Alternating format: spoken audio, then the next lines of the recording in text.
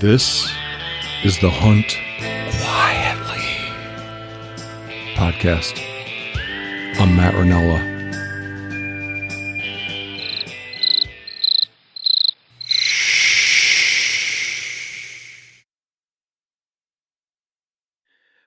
The outdoor community warded off the sale of public lands, at least temporarily. Thank Christ. Yeah, I think that that dude, that Senator Lee, what's his name? Mike Lee from Utah. Lee, Utah. Yeah, he, I think, is already making a new move. I saw something about that where he's trying to get it in. Doesn't surprise me. Yeah. I still don't understand why he's so motivated. And it's not just him. It's a lot of Republicans have been motivated over the years. They just have anathema. They just think of public land as a scourge. You ever heard that quote by Ted Cruz? Maybe, I don't know. He said of public lands in Texas, 2% of lands in Texas are public, and that's 2% too many. I just don't get it. Herman Munster. Or Grandpa Munster. That's what Ted Cruz looks like? Yeah, Grandpa Munster. Oh, I'd have to think about that. Remember Paul Ryan? Paul Ryan. Yeah, he was Speaker of the House. Yes, I do. He had that little point in the middle of his forehead and his hair. Eddie Munster. Yeah. I always said he looked like Eddie Munster. That's funny. Folks, I don't mean to be dishing on Republicans, but them sons of bitches need to lay off trying to sell the public land. I don't get it. I don't get it. I thought you dudes were for freedom. You know? Yeah. What component of freedom could be more important than the freedom to walk places? To like freedom to hunt fish. Your body on certain chunks of land. I mean, what percent of the planet do you think it is that we can't already go on? That'd be an interesting thing to know. Would you think it's you think it's a majority? Yes.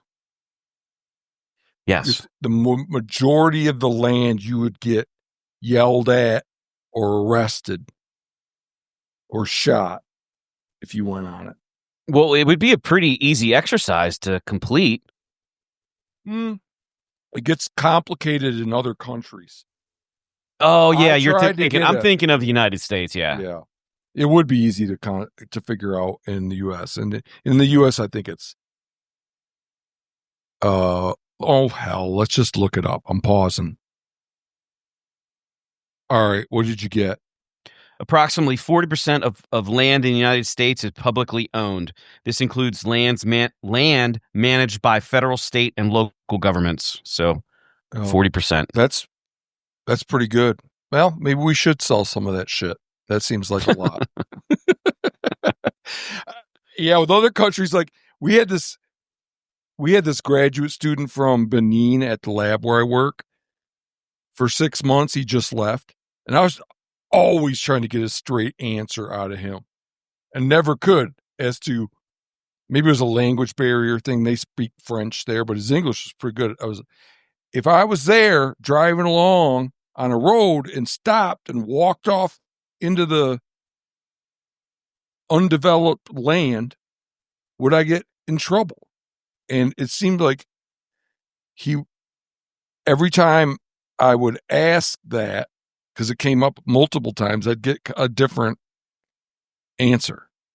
Well, I think you talked about this on the podcast. Don't certain European countries have the right to roam? Yeah.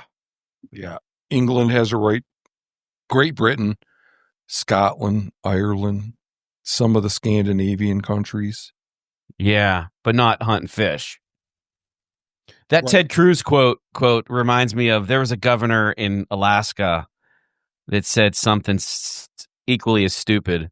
He was talking about managing the herds, and he's like, you can't just let wild animals run wild.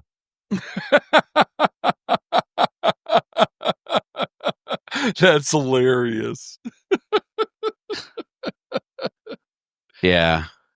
The thing that is troubling to me, is a thorn in my side right now, is all these hunting celebrities that took 5 minutes off from promoting themselves and their products to say something about the land, the proposed land sale, are now being lauded as heroes. It just drives me absolutely nuts.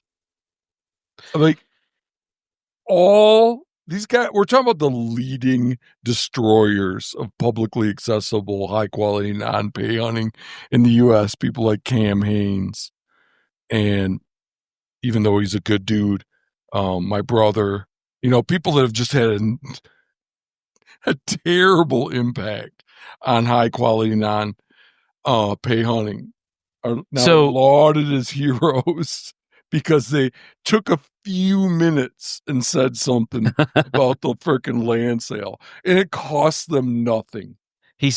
Cam stopped shooting trick shots from his driveway to post, sell some T-shirts. Although he did, I saw on his feed, he did sell he donated 100-some thousand to the cause. What? Yeah. What? Yeah, he had T-shirts and stuff that were. He gave 100,000 to what? Pause it. Let's look this up. Okay. Jim found the relevant information, and we'll play it for you now. This is Jim's boy, Cam Haines. We came together recently. We fought together. We fought hard, and we got them to take the public land sales language out of the big, beautiful bill that just passed, which protected public lands. Because for me, nobody'd even know who I was if it wasn't for the opportunity I had to hunt on public land. So I'm very passionate about helping protect it, and you guys are too. And as I said, all the profit from the sales of the shirt, the Not 1 Acre shirt, I was going to donate to conservation. And so today we're writing a check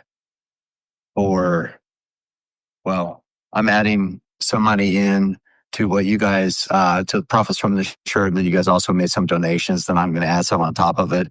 But we're going to give a check for $20,000 to TRCP, which is a Theodore Roosevelt Conservation Partnership. And I'm writing that out right now. 20. Oh yeah, that's enough. Right? All right. Hey, good. So he didn't donate $100,000. Sorry, that was a gross. He donated an undisclosed amount. Yes. Right?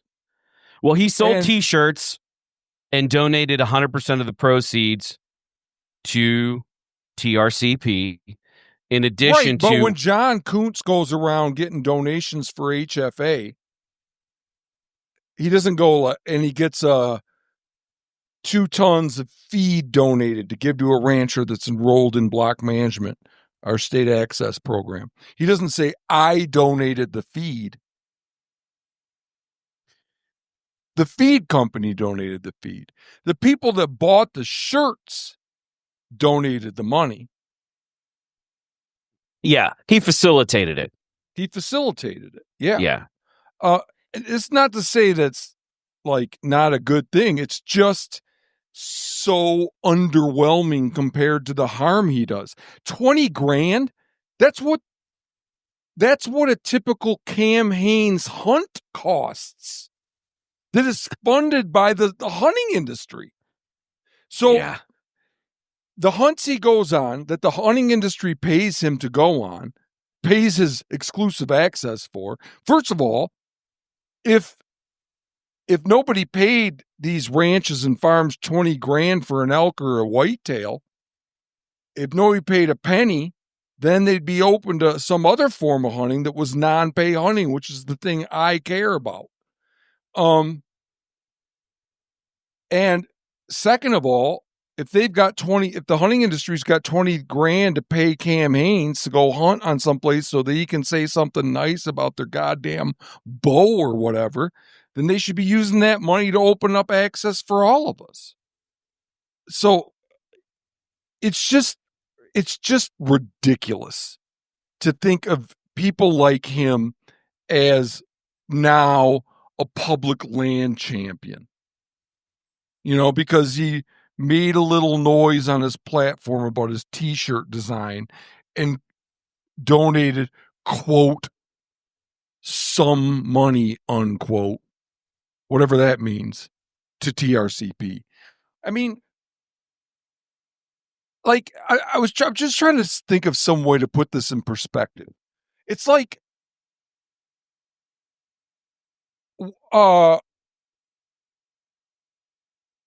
Drury, what's his name? Mark Drury. Mark Drury, yeah, controls 30,000 acres of farmland in the Midwest. And who took that 30,000? Who was responsible? So he's responsible. He got money from the hunting industry that allowed him to pay to lock everybody out of 30,000 acres. So that's the impact of one hunting celebrity. Jim, I'd be curious to hear what you think. I would guess that the number of deer on that 30,000 acres far surpasses the number of deer that exist on whatever 1 to 3 million acres of public land would have been sold off. Hey, let me think about that. Say that again. We're talking the hunting industry. The value of the deer on that property? No, the number of deer. The number of deer. Okay. I would say that the number on that 30,000 acres far exceeds the number that would exist on whatever 1 to 3 million acres of federal land the government would have sold off. Because it's BLM. Yeah. It's predominantly BLM, which is, and I'm so glad it's not being sold off. That's not the point. But that land doesn't have a high carrying capacity. Whereas the land that the hunting industry paid Mark Drury to sequester for himself is prime farm ground in the Midwest. Yeah, it's much more productive. Much productive for ag and for wildlife, specifically whitetails. These we were just podcasting, me and Adam Miller, about these lease public land or private land lease companies like Land Trust and Infinite Outdoors. Those two companies now in the last 5 years have sucked up 2 million acres of prime wildlife habitat. These are lands that are no longer amenable to being enrolled in a state program that allows publicly accessible non-pay hunting. Matter of fact, those bozos have enticed a lot of landowners out of those programs. I was going to say, I'd be curious to know, like, the stat on how many acres of those specific land trust acres were open or in a program to the public. Oh, I know of several ranches in Montana that were in block management and are now land trust. And a lot of the Infinite Outdoors, they specialize in trying to in enrolling property owners that have a lot of land locked. Yeah. So they make it more difficult for people to access landlocked. It's no longer bang on the door. Hey, can I go through here to get to the landlocked? And I would argue, so coming full circle, that 2 million acres that are controlled by just those two companies, not to mention all the land that's been leased up by individuals and hunt clubs and outfitters, but those 2 million acres, I would argue, would not be in land trust and infinite outdoors if it wasn't for hunting celebrities. Yeah, hunting and that's what I was content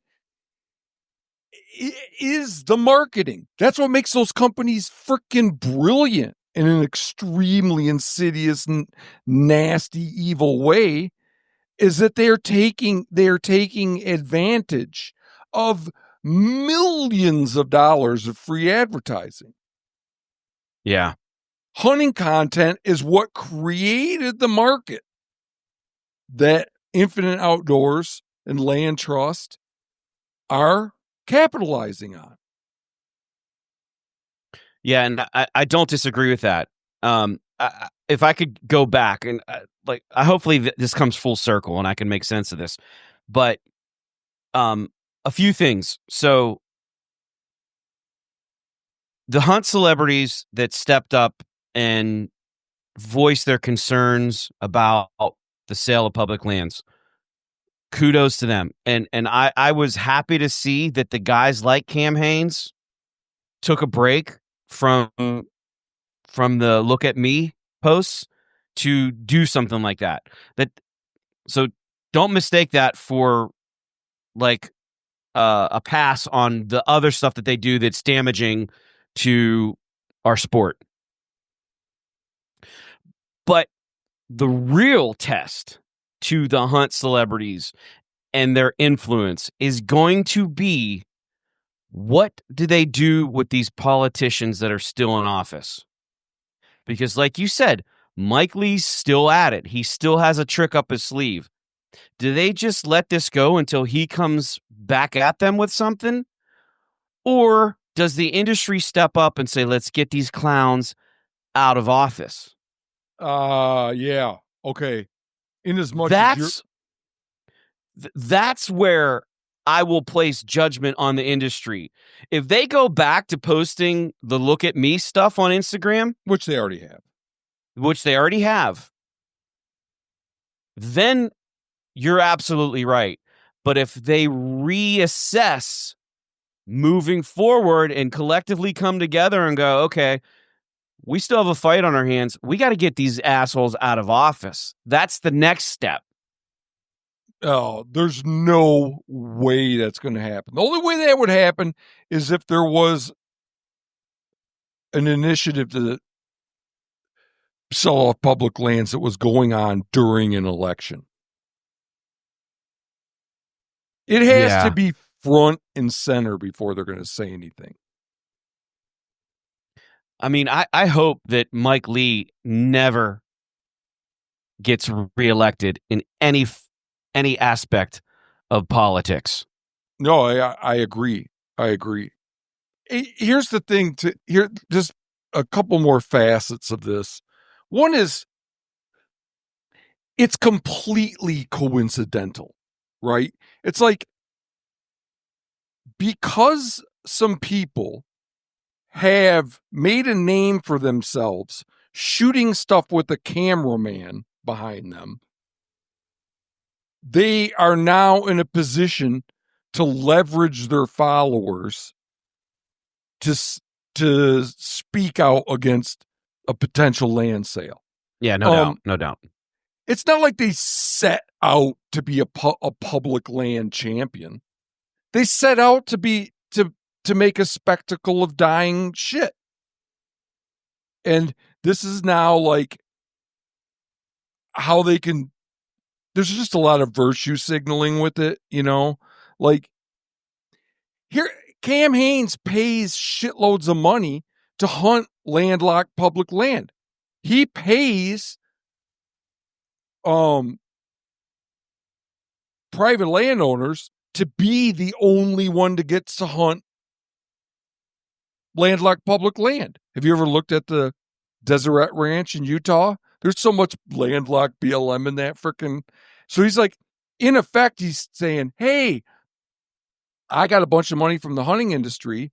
I'm going to pay you so that I'm the only one that gets to hunt these landlocked public lands. Landlocked public lands, they're de facto private lands. So it's like, how much of a public land champion is he when he's facilitating, forwarding, advancing the monetization of public lands? It's so asinine. It's hard to argue. It's hard to argue. I agree with you. No doubt. But at the same time, the guy has 1.2 million followers. So even though he's a hypocrite and he's a classic case of do as I say, not as I do, yeah, he's still getting people to do the right thing when it comes to fighting public land. Well, okay, sure.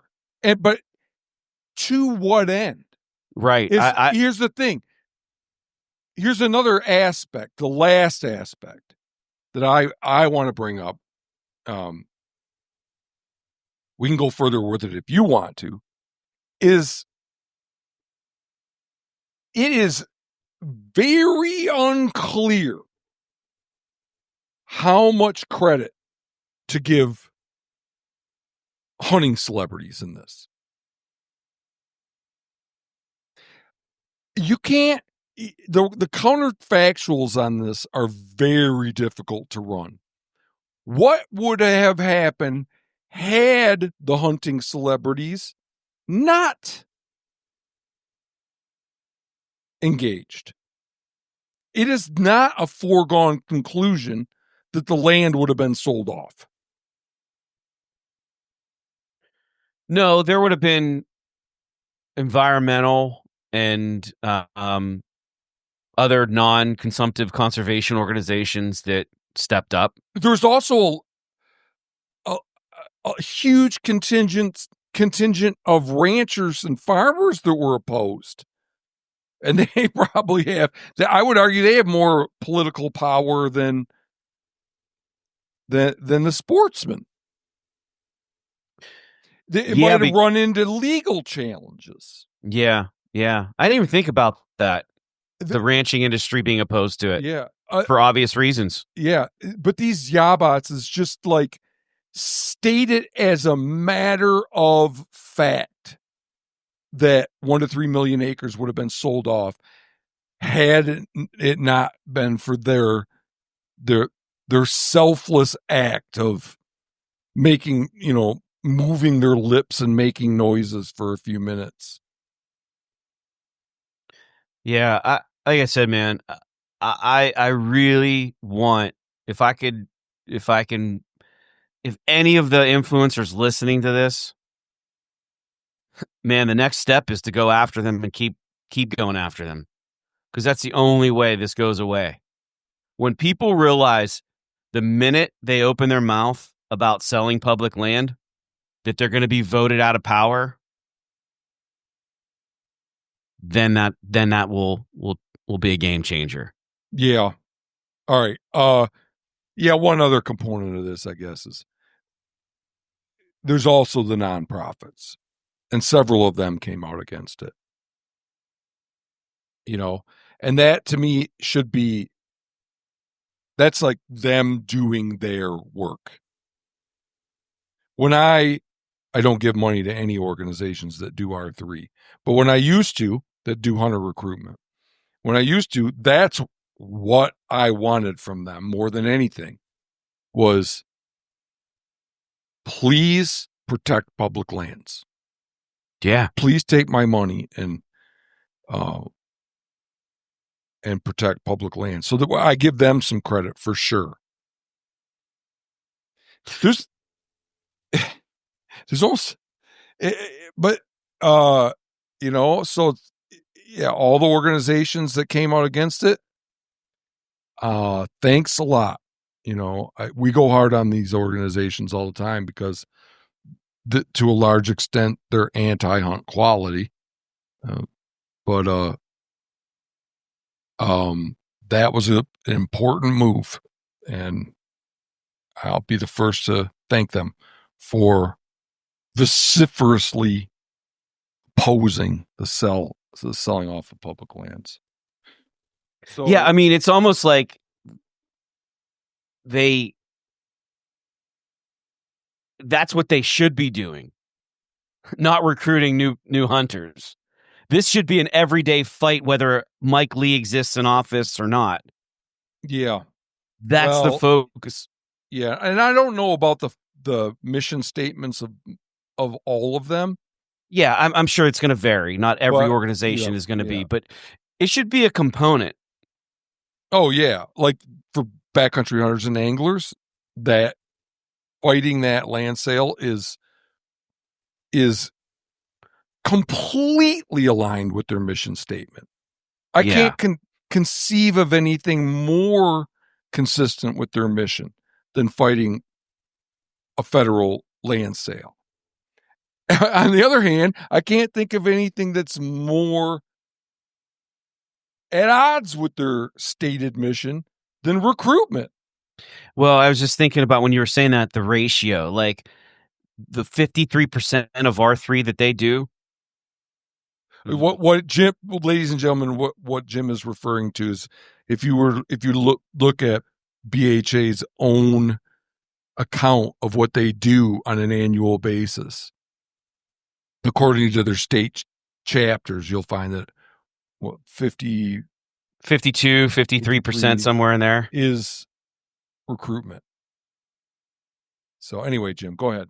Well, I was just thinking if 52% were fighting the sale of public land or something related to that, we would never say a bad thing about them. No.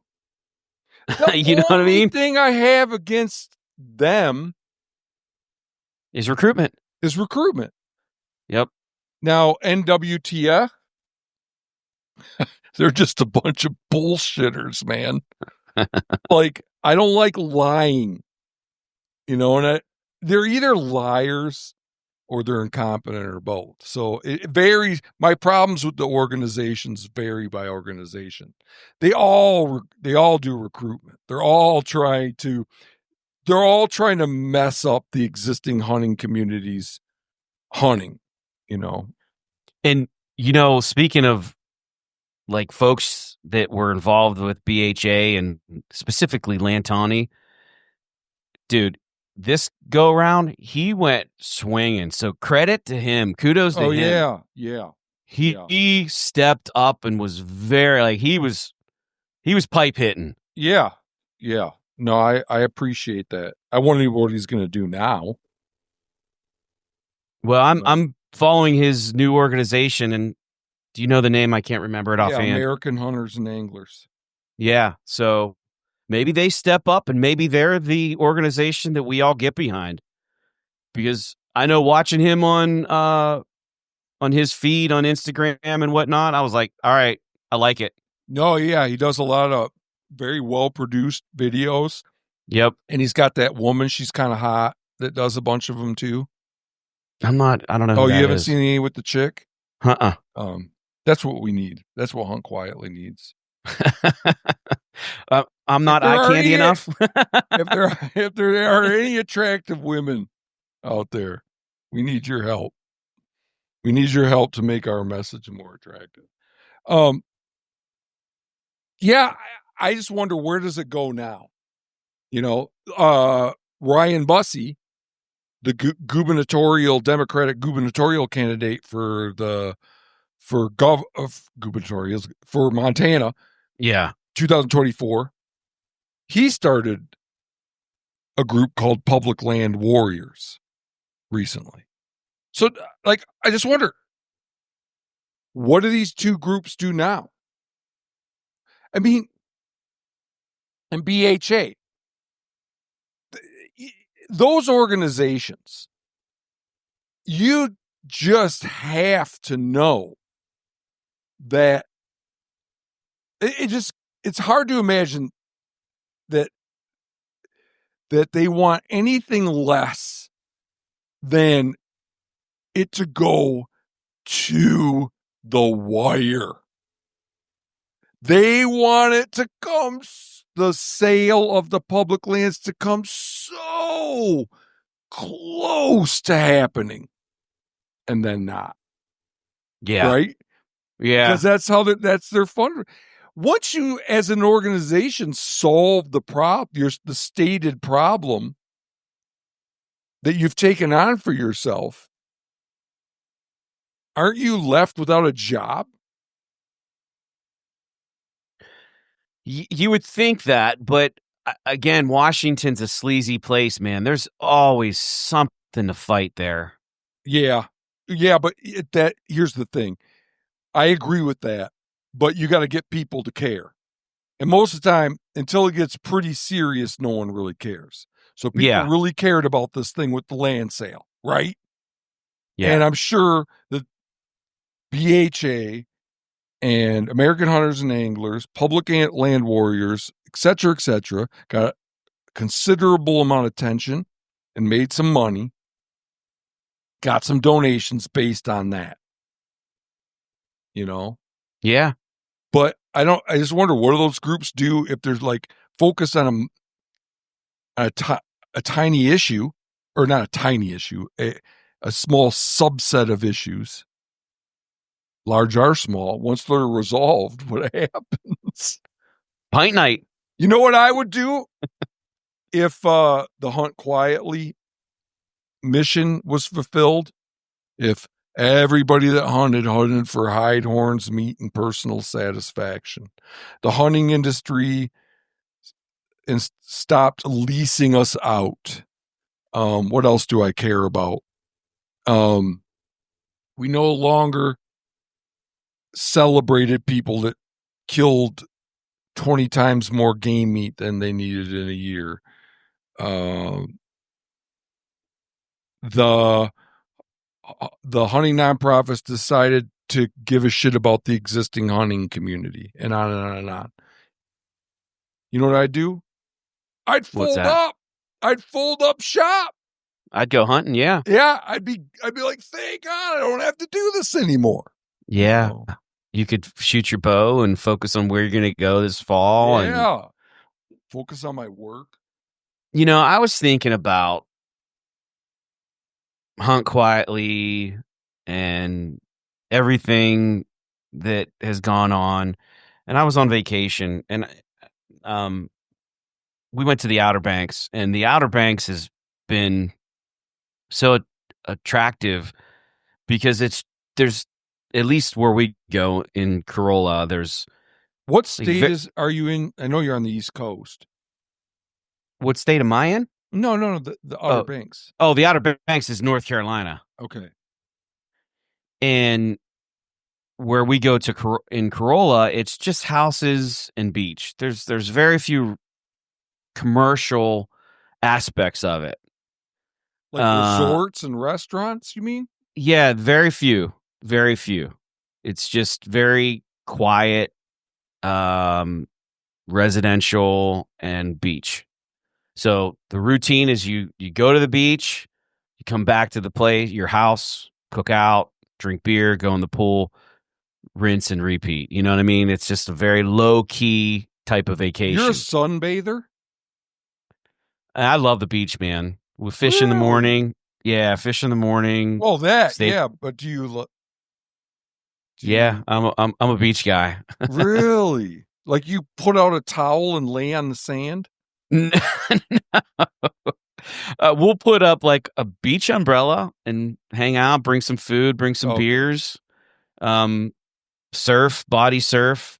You know, yeah. Okay. We're okay. Yeah, I can get into all that. But having said that, I just never understood where you lay there in the sun for. oh no, I'm not putting baby oil on trying to get a suntan. Okay. But having said that, the whole point of this was I was sitting there, and at least this year, we noticed that there's these companies that in first thing in the morning, they will come down and put up those 10 by 10 canopies or 12 by 12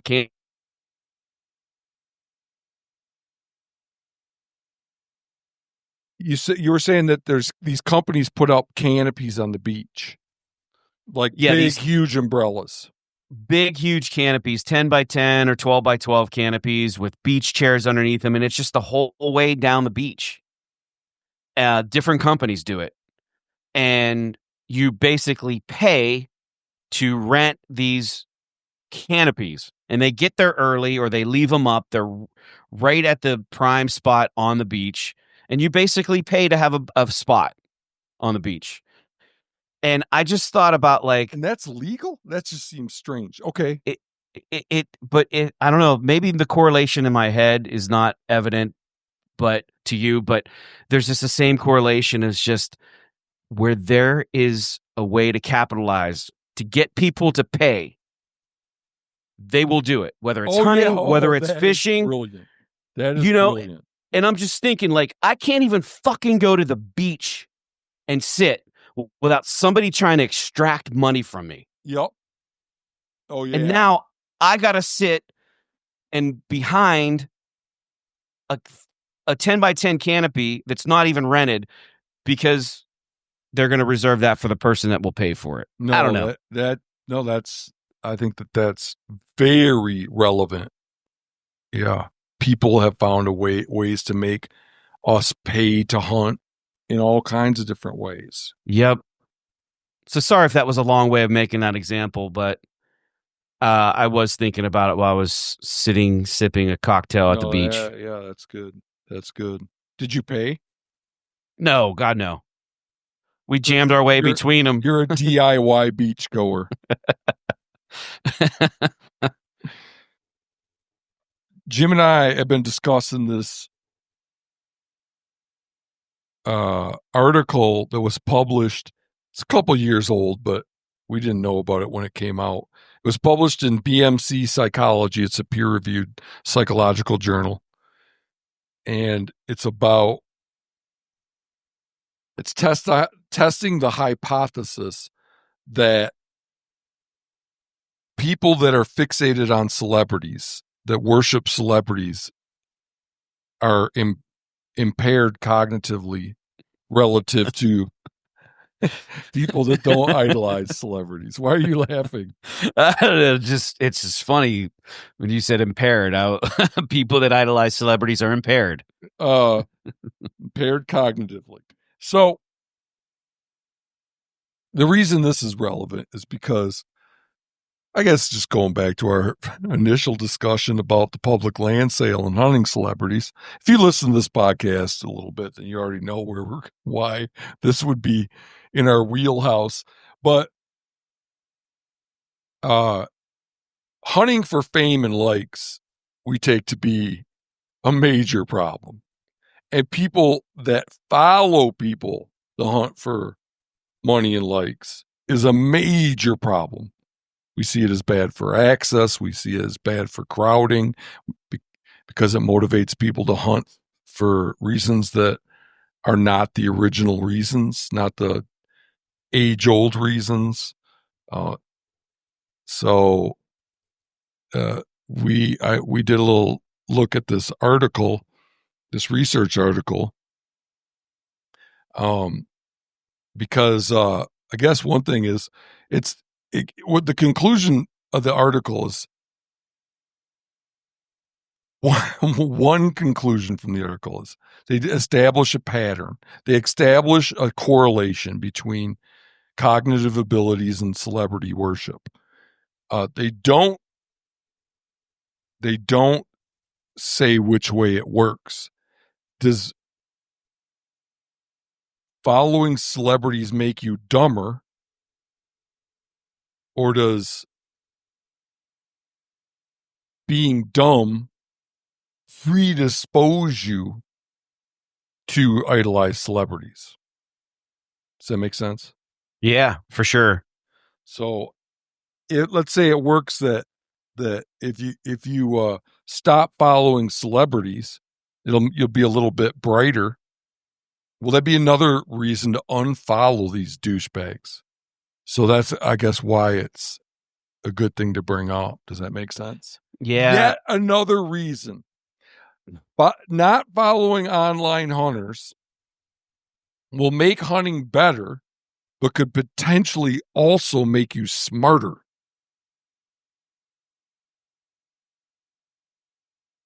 It's hard to argue with. Oh, okay. You know, the aspect of that study that I looked at that was definite a correlation was that those folks had lower self-esteem in addition to cognitive impairment.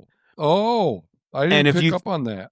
And if you think about it, like just imagine if you sat around watching hunt videos of Cam Haines or name the celebrity that shoots big deer, big elk. You're like, shit, I want to do that. And I'll never be able to do that. Yeah. Because I can't afford it, or I don't have a lease, or I don't have this, I don't have that. So I could see how you're like, you know, you want to watch it because you like to hunt, but then you're like depressed because it's not achievable for most people. Yeah, absolutely. So there we go. There's another, yet another reason. Plus it's all fake. So you're taking an ego hit based on fake shit. You know? Yeah. Yeah. And it's so, when I say it's fake, ladies and gentlemen, what I mean is hunting videos are replete with lies. They leave out when they wound animals. They leave out when they miss animals. They leave out that they're hunting on a freaking $30,000 a hunt property, et cetera, et cetera. So and even if you're comparing yourself to, you're just comparing yourself to a fantasy. And even the ones that don't, let's just say they don't lie about stuff like that. If you're like, are there hunting? I'm not. I mean, my Meat Eater is the one I have exposure to because my brother is the CEO and founder of it, and they lie a lot. So I don't know. Are there any that don't lie? But anyway, go ahead. But let's just say they don't lie, okay? And they go and hunt a 4,000 acre farm in Iowa that hasn't had anybody on it. Nobody's hunted it. Those deer are going to act different than the deer I hunt, than the deer you hunt. Yeah. It's just that simple. It's like a manicured experience. Yeah. It's a manicured experience. All right, back to the article. All right, so I'm going to read to you from, this is not from the article. I'm reading to you from a popular press piece that was written about the research article because it makes it a little more digestible. Celebrity worship in this context is defined as an increased admiration towards a famous person, which sometimes manifests in an excessive interest in the life of a celebrity.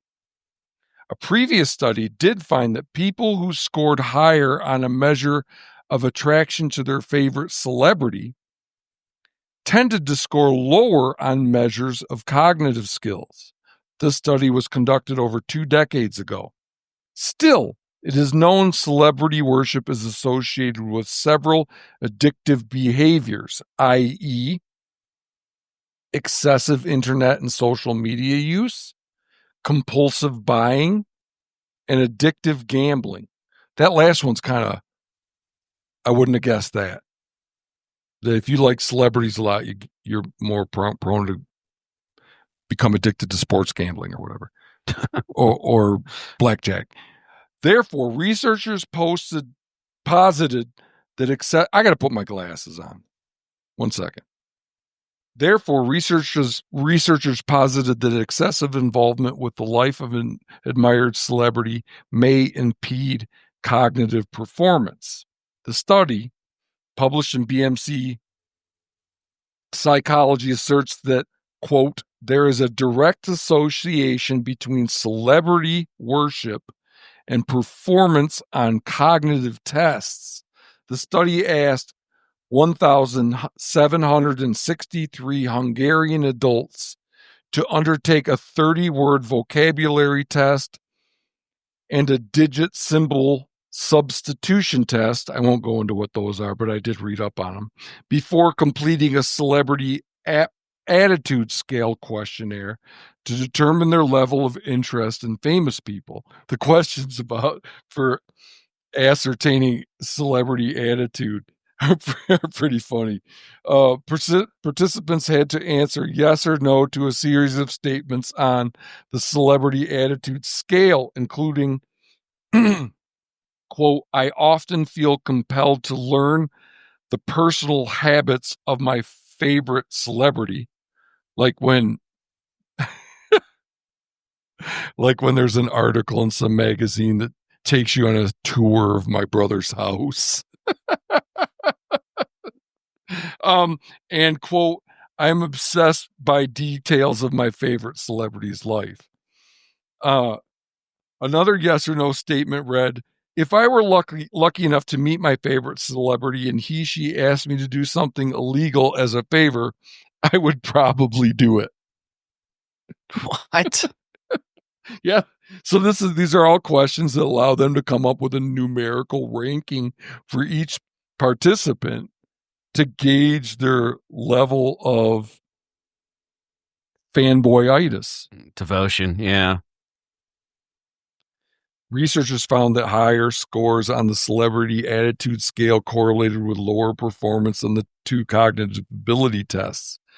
Participants were also asked about their income, material wealth, and levels of education in order to gain more detailed, the most detailed picture possible. What they mean there is they're controlling for those factors. So that, like, if you hold income and education constant, do you still see the effect? Which they did. And then, like I said, it's unclear whether celebrity worshiping is a cause or consequence of low cognitive function.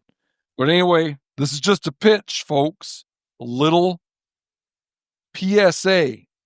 Yet another benefit to doing away with hunting celebrities and hunting media is that it could make you smarter. Yeah, and I looked up another study. It was done by the Human Brain Mapping, and it was the same thing. It stated that it impeded cognitive skills in addition to verbal communication. Okay. And that was not whether you follow celebrities, but just increased internet use. Oh, yeah. So just by default, the more you're on the internet, the more it impedes your cognitive skills and your verbal communication. When you say internet, do you mean social media or you mean any internet use? And any internet use. Okay. And I would imagine it's not for work or education, but for just browsing and surfing. I spend a lot of time on the internet reading research articles. Yeah, and I suspect that doesn't have a negative impact. Right. Oh, but there's pretty clear that social media use decreases concentration. I know that. Yeah, and for sure. Increases depression. That's why another reason why I don't understand why people like hunting celebrities. They're intentionally trying to get you to engage with content that is known to be bad for you in terms of your focus and sense of well-being. And the premise is that, like, if you're browsing the internet, you're probably not, and you're watching hunting or fishing media, you're probably not hunting and fishing. No, although some people do watch it when they're in their tree stand. I've had several people email me over the last few years talking about friends and people they've known that when they're in their tree stand, they're watching hunting shows. That is crazy. I've never ever done that. I mean, I've texted while I was. Oh yeah, me too. In the tree stand, yeah. But okay, next topic. The American Express survey. This has to do with motivations for travel. And it's from 2023. The credit card company American Express they conduct a survey every year, but the focus changes somewhat. And in this, shit, what's wrong? I'm sorry. I just gotta have my. I'm sorry, interrupt you. I have a coyote outside of my chicken coop. I put a camera up. Oh, geez, do we need to hit pause? No, it's blocked. He's blocked in. It's blocked in. What do you mean blocked in? Like, it's closed up, but he's just went on my camera because I had a raccoon get in my. Oh, yeah. I had a raccoon get in my chicken coop, so I had to make some took some precautions. So what's he doing? He's just sniffing at the chicken wire? Yep. Yeah, he won't be able to get in. Okay. So the 2023 American Express survey that we just discovered asked some really intriguing questions about motivations for travel and what people want out of their vacation. So I don't know. I thought maybe I could start out unless you want to, I'll start out and I'll just say what I thought was interesting about this survey. Dude, this survey is crazy. I read this today and I was like, every stat, and I'm sure we're going to read them, surprised me, but yet it didn't surprise me. So go ahead. Yeah.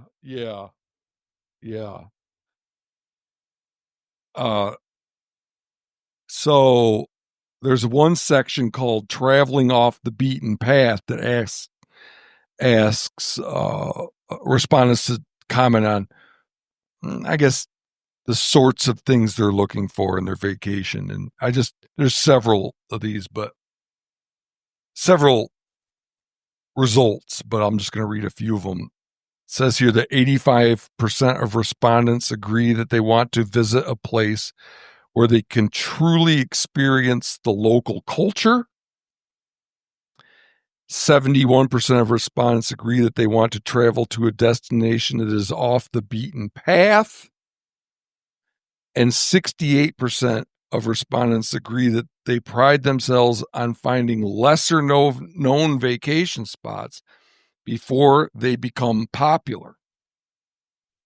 And so those are pretty high numbers. They want to kind of be in the mix with the locals in a spot that isn't well known, and has it's not touristy overwhelmingly. And then if they parse it out, like if they separate Gen Z and millennials from the rest of the respondents, those numbers go up even more. And then there's another section called The Rise of Jet Setting. And here, the questions have to do with the interface between media and vacation. And here are some results from that part of the survey. You could literally read every one of them, and I just crossed off a few of them just because you get the point without them. But yeah. 64% of respondents agree that they have been inspired to travel to a destination after seeing it featured on a TV show, news source, or movie. 64% agree that they like to watch travel TV shows to know what to do when they visit a destination. 55% agree that they have been inspired to travel to a specific destination after seeing it featured on a TV show or documentary about food. 75% agree that they have been inspired to travel to a specific destination by social media. 57% agree that they like to capture content for their social media accounts during their travels. And 48% say they want to travel somewhere they can, quote, show off on social media. And so we're talking 50% and upwards of respondents said those agree to those statements, and it's much higher again for Gen Z and millennials. So it's like these idiots, on one hand, they want to go to a place that's off the beaten path and hasn't been discovered yet. But when they get there, they want to post about it. Yep. I like the one that 40% of respondents agree that they have been inspired by a celebrity influencer to visit a specific destination. Yeah. Yeah. Which it's no longer what they're after. Did you read this one? The 49% of respondents say that the top motivation for traveling is to visit a destination that will look great in photos and videos. Yeah, I didn't read that one, but yeah, I saw it. Nearly half of the people went to a destination just so it would look good in a photo or a video. Yeah. What the I mean, seriously. Well, just one. I mean, the one that's just more explicit than that to me is this 48% that say they want to travel somewhere they can show off on social media. Yeah, they're because they could be just making the video for their mom. True, but when they say that, it's probably one and the same. Yeah, and to me, so this is destroying what people want in their vacation, right? It's making it so you don't enjoy the local culture anymore because it's overrun with non-locals. It's making it so that there isn't this sense of discovery of an unknown place because everybody knows about it, you know? And then there's also a lot of environmental degradation associated with this. I was just reading an article last week. It was in Wyofile. Did you see this article? It was Wyoming's. Here's the title of the article: Wyoming's crowded Lonesome Lake tops EPA's national survey for fecal contamination. I didn't see it. No. So it's this lake in Wyoming. It's beautiful. That has been the subject of shitloads of influencer content that now, pardon the pun with shitload, has 384 times more fecal coliform bacteria in it than is recommended as the cutoff to stop swimming in the lake, according to the EPA. So it's literally so polluted with people that it's now polluted with fecal shit. Yeah. And that's, I mean, just the tip of the iceberg. There's all kinds of environmental degradation that's been caused by social media influencers.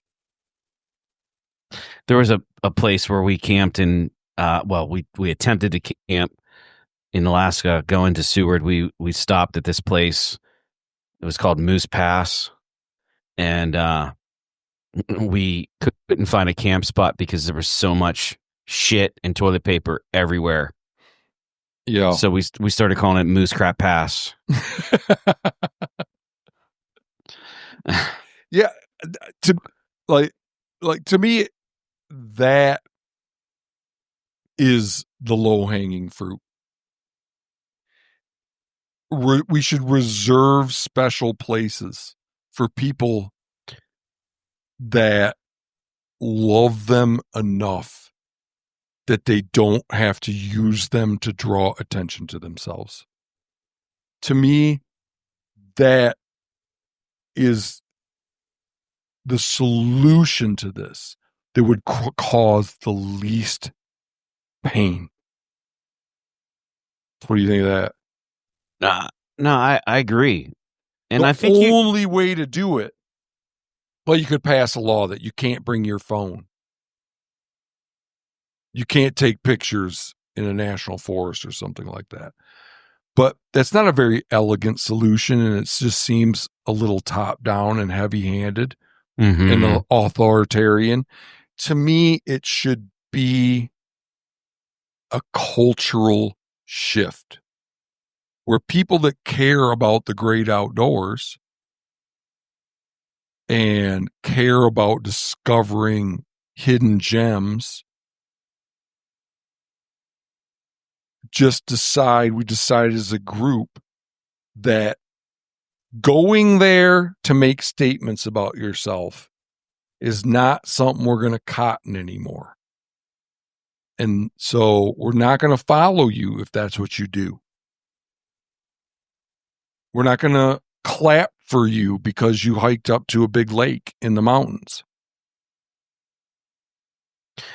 I just don't have faith that will ever happen. I think people aren't enlightened to even recognize that if they did that, things would improve. I think you're probably right. But what other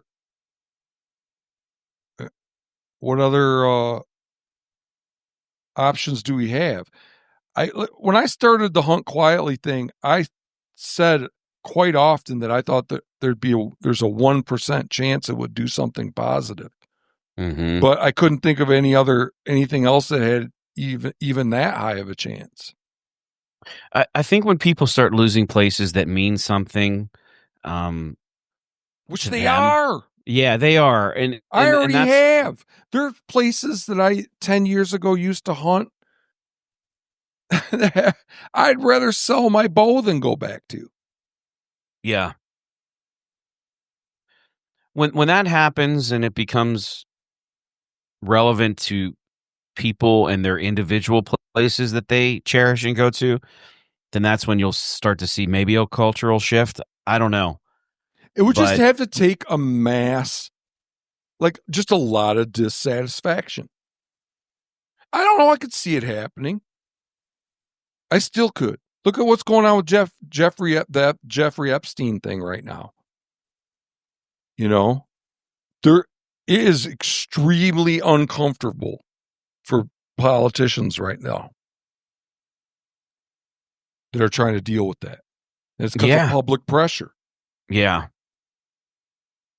And if you're somebody that's trying to make a name for yourself as Mr. Outdoorsy hunter, fisher, hiker guy, and all the comments are like, would you quit freaking doing this? Because you're destroying something that a lot of us love enough to do without drawing attention to ourselves. Maybe it just becomes taboo. I don't know. Well, you've heard the saying, gild the lily, right? Yeah, I don't know what that means. I have heard that, though. It's just like when something's already beautiful, you don't need to do anything more to it. Oh. There's already enough influencers, already enough hunters. So if the more influencers and the more people that try to do this kind of thing, then the people go, you know what, this is crazy. This is enough. So I'm not only going to tune out the new people, but maybe I'll tune out the existing people. Yeah. Yeah. So you are open to it being a possibility, I am open to it being a but it possibility. seems far-fetched. I agree. Mm-hmm. Mm-hmm. Matt, there's a part of me that wishes people lose interest in hunting. And it becomes less uh less popular. And because you've said it before, like if people value hunting in 100 years from now, they'll hunt. And if they don't, they won't. And I think there's always going to be people that hunt for the right reasons because they want to eat healthy, they want to get their own food. And so I don't think hunting's ever going to go away. But until then, you know, I don't know. I don't have a lot of faith that people hunt for the right reasons. Yeah. Yeah, I don't know. I don't have a crystal ball as to what hunting will look like in 10 years or 20 years or 50 years. But all I can say is I've just only ever seen it get worse. You know. So that's why I started this thing. Yeah. I've only ever seen it get harder and harder to find a positive experience without a bunch of freaked out animals. Or I've only seen it get harder and harder to draw a tag. And so all the solutions and everything that all the mainstream viewpoints on hunting, I just don't agree with. We need to recruit more hunters. The people that we celebrate that are hunting promoters, I just don't get it. Because what I see on a day-to-day basis, a year-to-year basis is it getting worse. There's no doubt. There's no doubt it's getting worse, and that's what I mean. Like the people that used to draw tags every year, and then they're not drawing tags every year. When I moved to Montana, I drew moose, sheep, and goat all within the first 5 years I lived here. You'd be lucky now to draw one of those in a lifetime. That's crazy. And, if you're a hunting promoter or you're an R3 organization, your messages, that's progress. That's progress. And you've made that you've made that decision for all of us. You've made that decision for all of us. This R3 organization, this hunting promoter says, I want it to be harder for you to draw a tag. And I impose that on you. And it just sucks, man. It's just like you didn't ask us if that's what we wanted. You just imposed it on us. Yeah, because they're making money off of it. Yeah, it's just so presumptuous. So go ahead. Go ahead. Oh, I was going to say we had a couple more things on the docket. I had a couple clips I was going to play. Get your take on. Thought we could respond to, and then we're an hour in now. There's a outdoor life podcast episode that we both found pretty interesting. You and I. It has to do with the DOGE. We're an hour and a half in, right? Oh yeah, you're right. That's about the DOGE cuts to the what is that?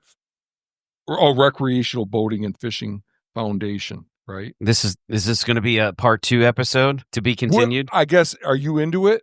Because I am. I would love to do a deep dive just on that podcast. Yeah, we need to. Yeah, for sure. So this is a little bit of a teaser, folks.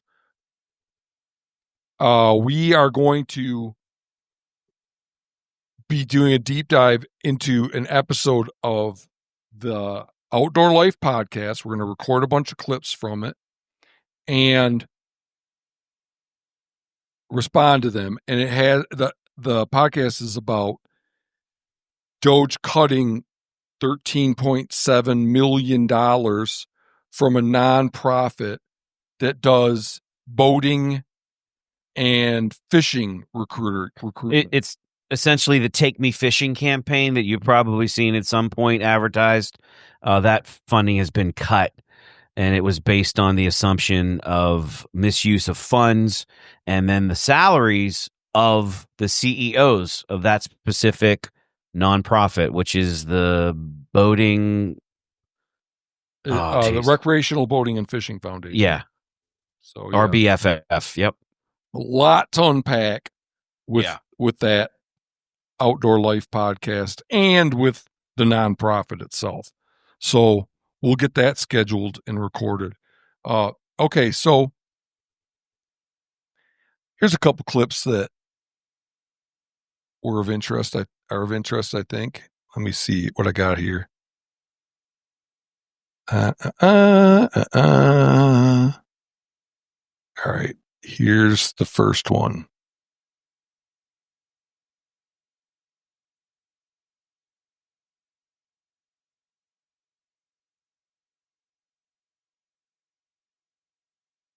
It's not playing. Hold on.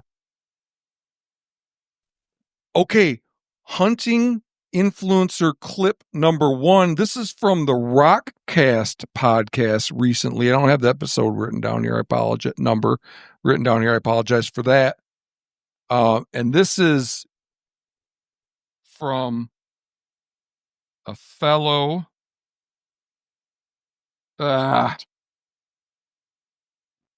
One second. Let me pause again. This is so unprofessional. All right. I think I got our shit straight now, or my shit straight now. What's his name? Cox. What Cox? South Cox. This is South Cox on the Rockcast podcast. You're seeing 18. Pressure though, you're seeing 18 people now versus 1 just a few years ago. Is that our fault? Is that guys like you and me? I mean, you've done films, I've done books. We're guilty as charged here, man. I'm absolutely certain that the videos that you enjoy watching has been the downfall of my spot specifically, and I know it ruined my spot in Nevada as well. The last time I hunted there in Nevada, there was 22 trucks at the trailhead on opening weekend. Mm-hmm. And, so I know my videos, I'm slitting my own throat, but at the same time, okay. How is it that he can just admit that he's destroyed hunting locations? Not just for himself. That'd be one thing. He tries to make it like, oh, I've messed up my own hunting. What about everybody else that hunted there for years, probably before he ever even went there? Exactly. What about the guy that was there before him? Then there were no trucks there. And he wasn't doing it to draw attention to himself and get famous and make money. He was just doing it because he loves hunting. You don't feel sorry for that guy? I don't understand how this isn't. I guess it's because people don't love hunting as much as you and I do, maybe. Because it is so consequential to me. It's not something that you laugh about under your breath. Boy, I really screwed that up. No, this is what I live for, is a positive hunting experience. And he's like, oh, well, I guess I screwed it up. There's a common theme amongst guys like him.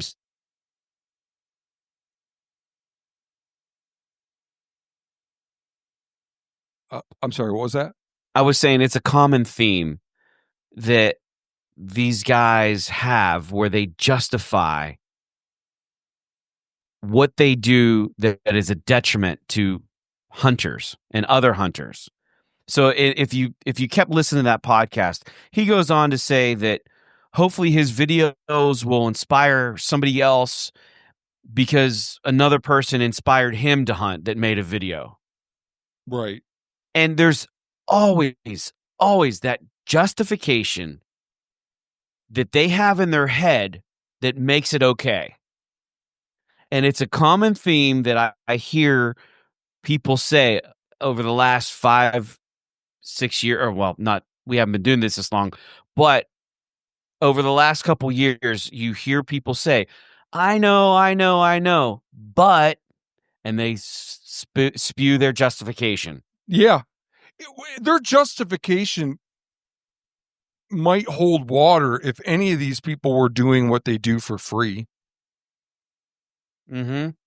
You know, if like they should just say, I know I'm screwing up everybody's hunting and negating the hard work that people put into scouting and finding new spots by just burning them on my YouTube channel. But it's a great way to make a living, you know? Yeah. But the money that I get paid is worth it. Yeah, right. But that guy just, what pisses me off about him more than anything is he tries to make it like he's a martyr. Like he's screwing up his own spots. No, you're screwing up your spots, but you're screwing up those same spots belong to our spots that other people found through hard work. Well, if I could help one person Pick up find hunting, yeah, you know, then it's all worth it. Yeah, I'd like to discourage one person from taking up hunting, and I'd feel like it was all worth it. If I could just discourage one person from getting into hunting. Right. Honest to God, I know. You know, when you posted that on Instagram, there were some at least one person came hard to defend him. I think there was more than one person. The BMC psychology article explains that, right?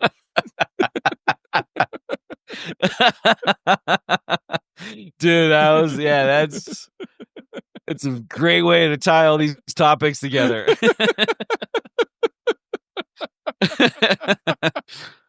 Oh, shit. All right, here's another one. This one is from the Nine Fingers Chronicles podcast. Have you ever heard of that? Yeah, I want to know why that. No, I haven't. I'm sorry. I'm taking a sip. Is this guy missing a finger or something? I don't understand why it's named that. I'll have to look into that. But one thing is, like, how many freaking hunting podcasts do we need? I know. Trust me. Where they're all saying the exact same shit. You know? Yeah. Maybe my podcast is unneeded. Sure, I'm open to that. But at least I'm trying to say something different. You know? Okay. This one is, I don't remember the host's name of the Nine Finger Chronicles podcast, but who we hear talking in this is Austin Atkinson. Have you ever heard of him? I have not. He's the owner of Huntin' Fool. Oh, I'm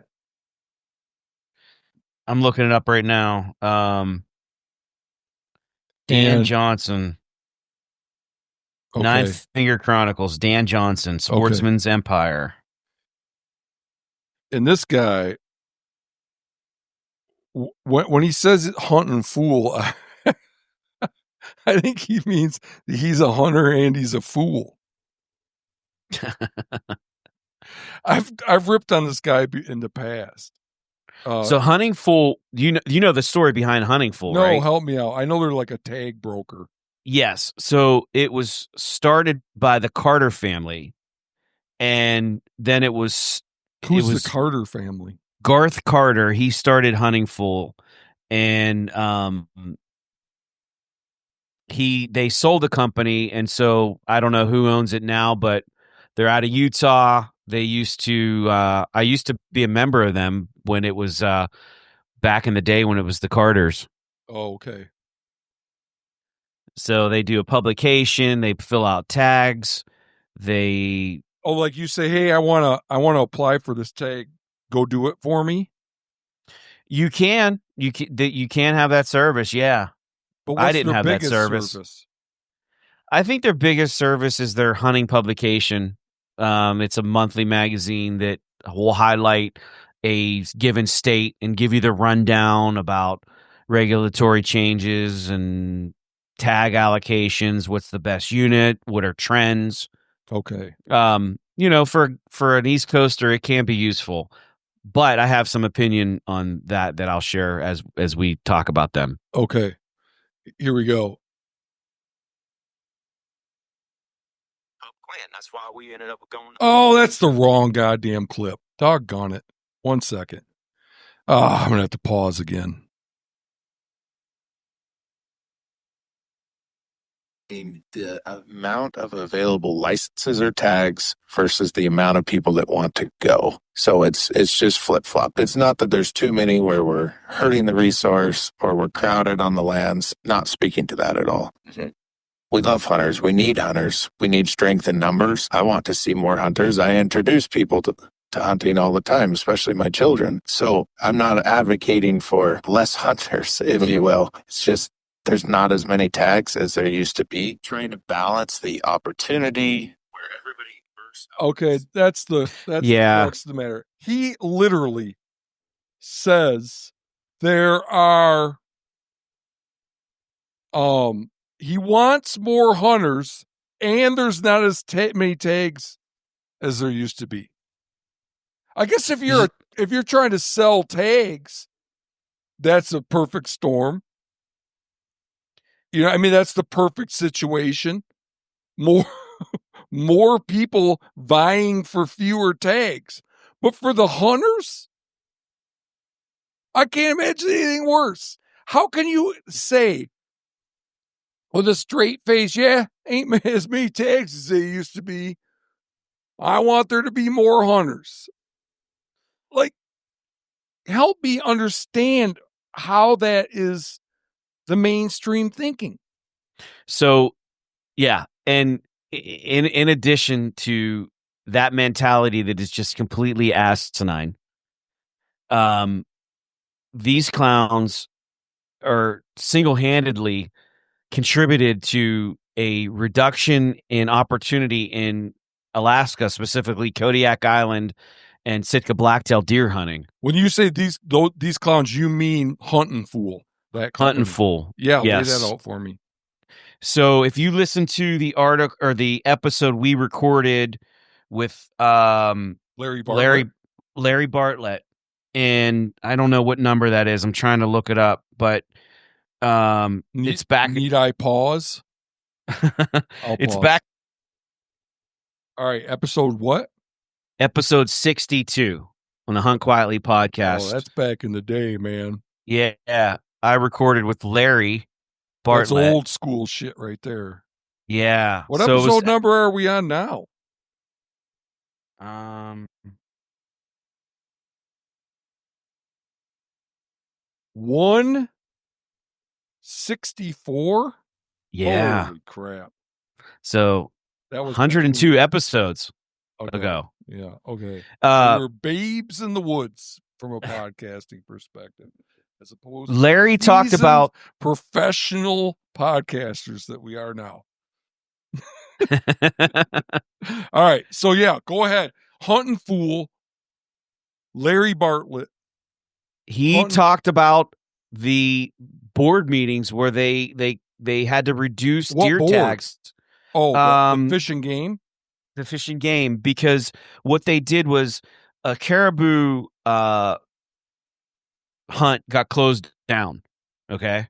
Mm-hmm. So Huntin' Fool had all these clients going and hunting caribou, and they redirected those hunters because that certain herd got shut down.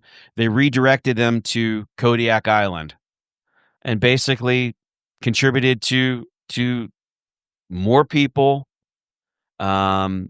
taking more deer than the resource could support, and they subsequently reduced the tag allocation or the harvest number Okay. for residents and non-residents alike.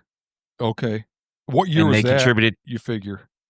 either 2022 or 2023. I see. So when you say they directed their clients to the caribou and then directed them to the Sitka blacktail, in what way?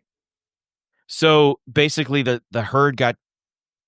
No, I know hunt- that, but like, yeah. how does Hunting Fool go? Okay, clients of my company, you're gonna go hunt caribou. Yeah, so they'll basically give them options. And I'm assuming here, I don't know the ins and outs, but a guy books and says, "Hey, I want to go caribou hunting." Books with Hunting Fool. Well, uses their services. Maybe that's a better way of saying it. They use their service. They'll say, "Hey, I want to go caribou hunting." Well, you can't go caribou hunting now because that herd has been shut down. So your other options are to go to Kodiak Island and hunt deer. Okay. Yeah. You know, that might be a broad brush approach to actually what happened, but essentially they redirected their clients to Kodiak Island. I could see where that would happen. Maybe it's something like this: is that you're reading the magazine and they go, Alaska caribou is off the hook. Numbers are high. Go hunt there. And then the unit, everybody buys their airline ticket and everything. And then it gets shut down. And they call up Hunting Fool and be like, what the fuck, bro? Yeah, yeah. And they say, oh, sorry, guys. Here's your fallback plan. Yeah, Something I like think that. that's honestly what happened. Okay. Yeah. So it's kind of funny that the guy that's representing Hunting Fool is saying, yeah, we know there's less tags, but we want more hunters because we want you to use our service. There was a clip. So Utah, we're going to do an episode about the increases in non-resident tag costs, right? We got an episode on that coming up. Oh, yeah. Did that increase in out-of-state hunting licenses costs go through in Utah? Yes, it did, but I got to look up the exact amount. I don't think it went through. I don't think it doubled, but I'd have to look that up for sure. Yeah, well, that dude that we just played the clip from, when that legislation was being considered. That's right. That's right. Go ahead. I'm same dude. Yes. He was like, this is interesting. Utah has a proposal to double their non-resident hunting license fees. That's problematic. Oh man, what a hand-wringing situation this is. Oh boy. I hope we can. It's like, dude, you don't think you played a role in causing that? Yeah. You know? Yeah, I don't know. Hunting Fool, like I'm no longer using their services. The Jason Carter started Epic Outdoors, which is another service that we talked to them for that mule deer series. Right. Yeah. You know. Okay. They're obviously not. They're not doing what Hunting Fool's doing. In what sense? Where they're not overloading people into a certain area. They're okay. Yeah. I don't like any of those services, but it's a collective action problem. I don't like mapping software either. I wish we just all had to use paper maps. And yeah, and if I could make it so that we all used muzzle loaders and recurve bows, if I could just push a button and make that the law, I would. But I'm not. Have you ever shot anything with a recurve? No. But, I'm certainly not going to give up my mapping software and my compound bow and my modern rifle with a 12 power scope if nobody else is. Yeah, same thing. I'm not giving up my membership to Epic Outdoors. When I want to research shit to go out west from Pennsylvania, man, that's invaluable. Yeah, I guess the only thing we don't have an official stance on these tag application services. The only thing that's funny is just the incongruous shit that hunting promoters find themselves saying. Yeah, and I could see how that guy could say that, because he's like, think about their business model. He's acknowledging a reality that nobody can ignore anymore, especially a guy like that in his profession. You can't ignore that there's less tags. No, I give him credit for at least admitting that there's less opportunity. Yeah, and then he's also admitting that I want more hunters because more hunters, potentially more clients and customers. Yeah, that's not. I imagine if you pressed him on that, he wouldn't say because it's more clients and customers.